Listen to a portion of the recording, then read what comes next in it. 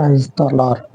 మన రక్షకుడు పరిశుద్ధుడు యేసుక్రీస్తు వారి శక్తి కలిగిన నామమున ఈ రోజున దేవుని వాక్య ధ్యానమునకు ప్రతి ఒక్కరికి మన ప్రభు పేరట ప్రైజ్ ద లార్డ్. దేవుని యొక్క కటాక్షము, ఆయన యొక్క చూపు మన మీద నుంచి పక్కకి తొలగిపోనే పోదు.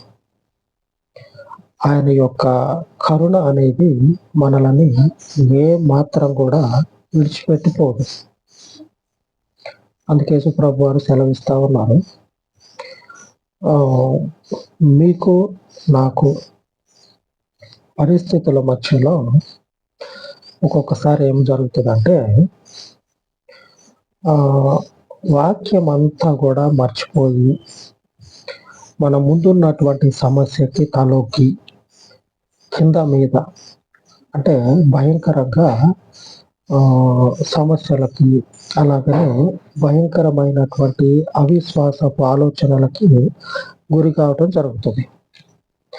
ఇట్లాగ జరిగినప్పుడు లేఖనము హృదయం అందించుకున్న వారమై ఉండి లేఖనం ప్రకారంగా మనము విశ్వాస జీవితాన్ని కొనసాగించినట్లయితే మనకి దేవుని యొక్క సర్వ సంపదలు, దేవుని యొక్క సర్వ సమృద్ధి మనలని విడిచిపెట్టిపోనే పోదు.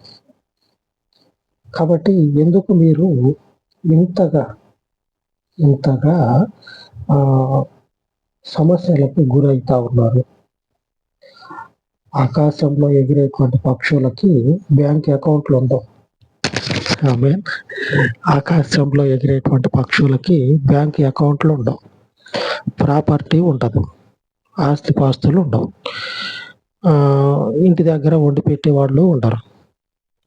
ఆ గూట్లో నుంచి ఎగిరిపోయి అంత తింటాం, తిరిగి రావటం అంతే. ఇక అది భద్రం చేసుకున్నటువంటిది ఏది కూడా ఉండదు.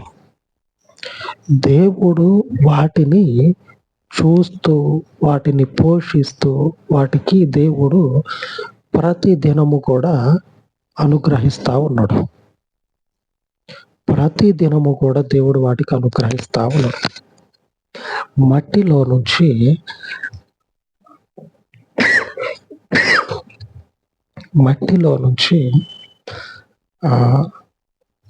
మనుషుణ్ణి తయారు చేసినటువంటి దేవుడు ఆ పక్షుల కంటే, ఆకాశంలో తిరిగేటువంటి ఆ జీవరాశి కంటే మనలని ఎంతో శ్రేష్టమైనటువంటి స్థితిలో దేవుడు మనల్ని రూపించి తన ఊపిరిచ్చి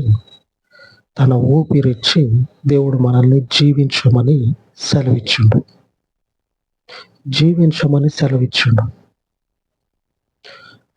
అటువంటి జీవితాలను కలిగినటువంటి మనము పక్షులు కూడా చేయనటువంటి ఆలోచన చేసి దేవుని యొక్క ఉద్దేశాన్ని ఎగతాళి చేస్తా ఉన్నాం. పక్షులు కూడా ఆలోచన చేయవు ఇంత ఇదిగా. మనకి బ్యాంకు బ్యాలెన్స్ అయిపోయింది అనుకో, పరిస్థితి ఎట్లా? వాటికి అకౌంట్లే ఉండవు, వాటికి ఏది కూడా ఆస్తిపాస్తులు ఉండవు. అవే అంతగా బతుకుతా ఉన్నాయి. దేవుడు వాటికంటే శ్రేష్టమైనటువంటి స్థితిలో మనల్ని రూపించి జీవించమని సెలవిచ్చిన దేవుడు ఆయన యొక్క ఆలోచనని, ఆయన యొక్క చిత్తాన్ని గ్రహించకుండా కనీసము మనిషిలాగా కూడా ఆలోచన చేయకుండా ఇప్పుడు మనం మనిషిలాగా ఆలోచన చేస్తా ఉన్నాం. అవును కదా, పక్షులను దేవుడు రూపించి వాటిని పుట్టించి బతికించే దేవుడు వాటికంటే ఎంతో శ్రేష్టమైనటువంటి స్థితిని మనకిచ్చి జీవించమని చెప్పినటువంటి దేవుడు ఎంతటి ఉద్దేశము, ఆలోచన, మంచి తలంపులు కలిగి మనల్ని జీవించమని చెప్పిండో ఆ ఆలోచనలన్నిటిని కూడా మర్చిపోయి ఒకటే గుర్తు, మనకు సమస్య ఉంది కదా ముందు, దాన్ని చూసి ఇక వణికిపోవాలా. ఇంతే ఇక మనం ఏం చేయాలంటే ఆ ఎదుట అది ఉందిగా, అట్లా ఏమైందిరా అట్లా వణుకుతున్నా, ఏమైందిరా అంటే అది ముందు అది ఉందిగా అంటే ఇక ముందు అది ఉందిగా అని చెప్పానని అట్లా వణికిపోవడం. అదే పరిస్థితి. ఇక ఆ సమస్యలో, ఆ మనుషుణ్ణి తలకిందులు చేసేటువంటి పరిస్థితిలో వాటిని చూసి తలకిందులు కావద్దు.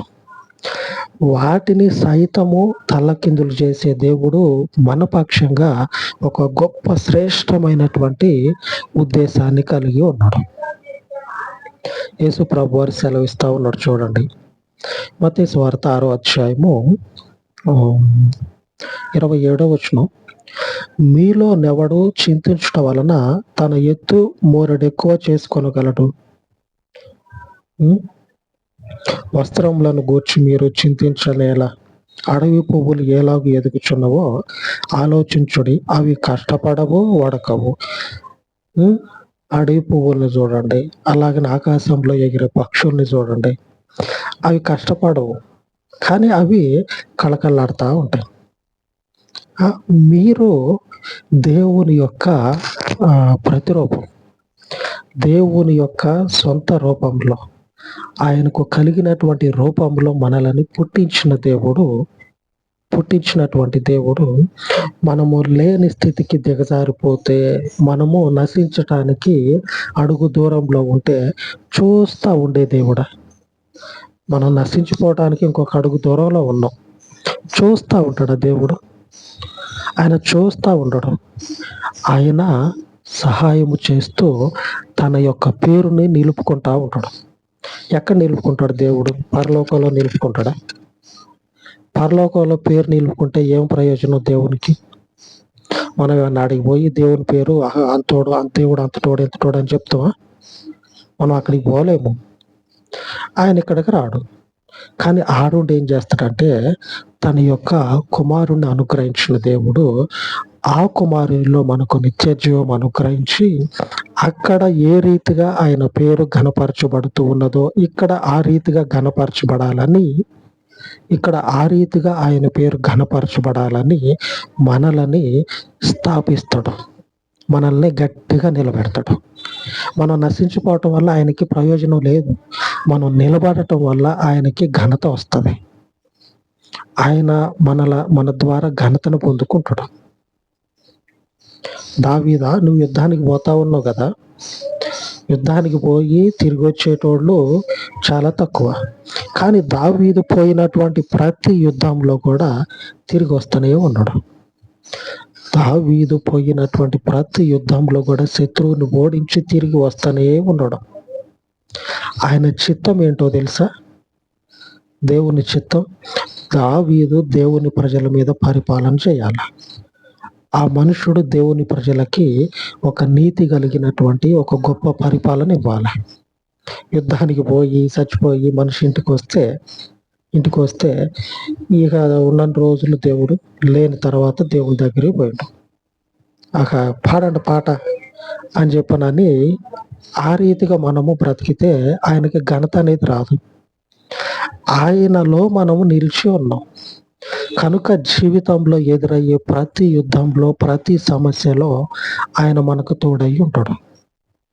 చూడండి ఏమని చెప్తా ఉన్నారో. దావీదును కూర్చున్నటువంటి సాక్ష్యము ఉన్నతముగా ఉంటది. ఆయన చేసినటువంటి ప్రతి యుద్ధంలో కూడా దేవుని యొక్క జయం అనేది దావీదుకి ఏ రీతిగా కలుగుతా ఉన్నదో చూడండి. 1 సమూయేలు గ్రంథము 25వ అధ్యాయము 28వ వచనం.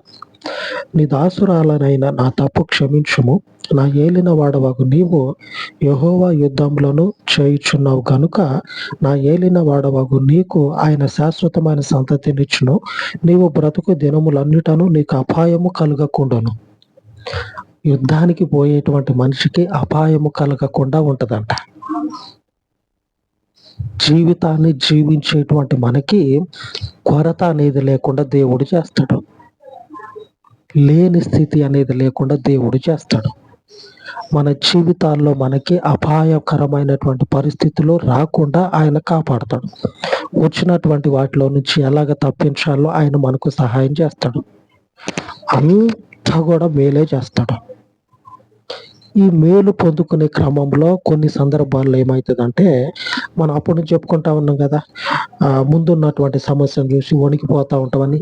అటువంటివి ఎదురు పడతాయి. ధైర్యంగా ఉండాల. ఎందుకంటే మనల్ని చూసే దేవుడు చేతుల్లో బలము లేనటువంటి దేవుడు కాదు, చేవ లేని దేవుడు కాదు. పేరుకే అట్లాగా నామకే వాస్తు అంటారు చూడండి, పేరుకే ఉంటాడు, ఏ ఉపయోగం ఉండదు. ఉండడా అంటే ఉండడా అంతే. అట్లా కాదు, ఆయన సర్వాధికారి. ఏం చేస్తాడంటే ఆ సర్వాధికారి అయినటువంటి దేవుడు మన జీవితాలలో సర్వ సమృద్ధిని తీసుకొస్తాడు. నీకు ఏ అపాయము రాదు.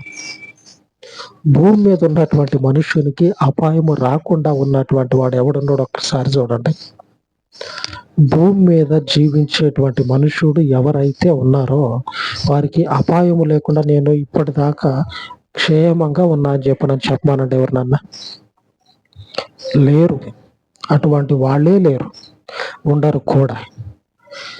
దేవుని యొక్క క్షేమాన్ని పొందుకొని ఆయన యొక్క కాపుదలలో మనము ఎప్పటికీ సంరక్షించబడతాం. సమస్యలు వస్తాయి, వచ్చినప్పుడు ఆయన మనల్ని కాపాడుతాడు. దావీదుని యుద్ధాలలో నడిపించి యుద్ధాలలో ఇంటికి తీసుకొచ్చి క్షేమంగా కూర్చోబెట్టినటువంటి దేవుడు మన జీవితాల్లో ఆ పక్షులకి ఏ రీతిగా దేవుడు కృప చూపించి వాటిని బతికిస్తూ ఉన్నాడో వాటికి మించినటువంటి కృప మనకు చూపించి, మీరు బాధపడతా ఉన్నారనుకోండి, అంత మూర పెరుగుతుందా? మనం బాధపడినందువల్ల మన హైట్ అంత ఎక్కువ పెరుగుతుందా? లేకపోతే మనం బాధపడినందువల్ల మన యొక్క స్థితి ఏమన్నా తగ్గించబడుతుందా? అటువంటిది ఏదన్నా ఉంటే ఆత్మీయంగా మనము తగ్గిపోతాం తప్పించి దేవునిలో మన యొక్క విశ్వాసం అనేది తగ్గకుండా ఉండాలి, చూసుకోవాలి. ఎంతకీ ఆ సమస్యలకి గురవుతూ ఉంటే, ఆ పరిస్థితుల్లో పడి నలిగిపోతూ ఉంటే ఆత్మీయంగా కృంగిపోయే పరిస్థితి వస్తుంది. కాబట్టి కృంగిపోకుండా చూసుకోవాలి. ఆత్మీయమైనటువంటి స్థితిలో ఒక అడుగు ముందే ఉండాలి. ఆయన మనకేమని వాగ్దానం చేస్తూ ఉన్నాడంటే, ఆకాశంలో పక్షులు బతుకుతా ఉన్నాయి, వాటికి ఆస్తిపాస్తులు లేవు, లేకపోతే వాటికి గోదాములు లేవు, పండించిన పంటని నిల్వ చేసుకోవడానికి గోదాములు లేవు. మనుషుడు నిల్వ చేసుకుంటా ఉన్నాడు బతకటం కోసం. కానీ దేవుని యందు ఉన్నటువంటి వారికి ఆయన యొక్క గొప్ప ప్రసన్నత అనేది దేవుని ప్రజల మీద ఎప్పటికీ అలాగే ఉంటది. దేవుని ఈరోజు వాక్య ధ్యానము, దేవుని ప్రమాణం ఈ రోజున 90వ కీర్తన 17వ వచనంలో ఇలాగో సెలవిస్తా ఉంది. మా దేవుడైన యెహోవా ప్రసన్నత మా మీద నుండును గాక. మన దేవుని యొక్క చూపు మన మీద ఉండును గాక. ఎందుకంటే లేని స్థితిలో, బలహీనతల మధ్యలో, ఆ యుద్ధ సమయాలలో, ఆ భయంకరమైనటువంటి సమస్యల్లో మనము నశించిపోకుండా, కృంగిపోకుండా, మన జీవితాలు కనుమరుగు కాకుండా ఆయన ప్రసన్నత మన మీద ఉండును గాక.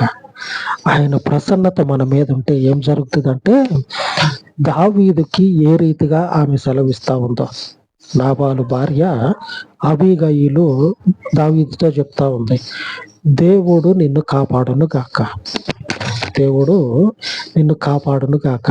ఎందుకు కాపాడాల? దేవుని యుద్ధాలు జరిగిస్తా ఉన్నాం. మన ఈ ఆత్మీయ జీవితము దేవుంది. ఆమేన్. క్రీస్తు రక్తములో కడగబడిన తర్వాత, అనగా ఆయన సన్నిధిలో మనము కూర్చున్న గడియ మొదలుకొని ఇక జీవితం అంతా కూడా ఆయింది. యెహోవా యుద్ధాలు చేస్తా ఉన్నావు, నువ్వు యెహోవాలో నీవు స్థిరపడి ఉన్నావు. ఈ జీవితం అంతా ఆయింది. కాబట్టి ఆయన నీకేం చేస్తాడంటే, నీవు జీవించినన్ని రోజులు కూడా ఆయన నీకు అపాయము రాకుండా కాపాడుతాడు. ఈ జీవితం ఆయింది కాబట్టి ఆయన మనకు తోడయ్యుండి గొప్పగా తన భద్రతనిస్తాడు. ఆయన ప్రసన్నత మన మీద ఎప్పటికీ నిలబడి ఉంటుంది, ఎప్పటికీ ఉంటుంది. ఆ గొప్ప సమృద్ధి దేవుడు మనకు అనుగ్రహించును గాక. అలాగూ ప్రార్థించుకుందాం. సర్వోన్నతుడైన తండ్రి, ఈ ఉదయకాలం మందు మీ దయ కలిగిన పాదముల యొద్ద ప్రార్థిస్తూ ఉండగా మహిమ స్వరూపుడు అయ్యున్న తండ్రి, చెప్పబడినటువంటి వాక్యమును నీరు కట్టి ఫలింపచేసి పరలోకపు తండ్రి, ఈ వాక్యమును అనుసరించుచు ఉన్న ప్రతి ఒక్కరిని బలపరిచి వాక్యము చేత స్థిరపరచమని పరలోకపు తండ్రి, నలుదిక్కుల నుంచి అనేకులను తండ్రి మీ సన్నిధికి నడిపించి పరిశుద్ధాత్మదేవ, ఎందరైతే తండ్రి ఆయా ప్రాంతాలలో ఉండి ఈ జీవ వాక్యమును తండ్రి గాయకొనుచు ఉన్నారు, వారందరి జీవితాలలోనికి మీ ప్రసన్నతను అనుగ్రహించి వారి జీవితాలలో ఉన్నటువంటి ప్రతి ఒక్క సమస్యకి తండ్రి మీరు పరిష్కారమును అనుగ్రహించి దినమంతయు వారి జీవిత కాలం అంతయు మీరు తోడయ్యుండి మీ రెక్కల నీడల వర్తిల్ల చేసి మీ ప్రసన్నత తండ్రి వారి జీవిత కాలం అంతయు అనుగ్రహించి మీకు మహిమను తెచ్చుకొనమని మా రక్షణకర్తవయ్యున్న మీకు ఈ మనవులన్నిటినీ కూడా ప్రభువైన యేసు నామమును ప్రతిష్ఠించి ప్రార్థించి వేడుకొనుచున్నాను తండ్రి. ఆమేన్, ఆమేన్. ఉన్నతుడైన మన ప్రభు కృప నిత్యము మనకు తోడై ఉండును గాక. ఆమేన్, ఆమేన్.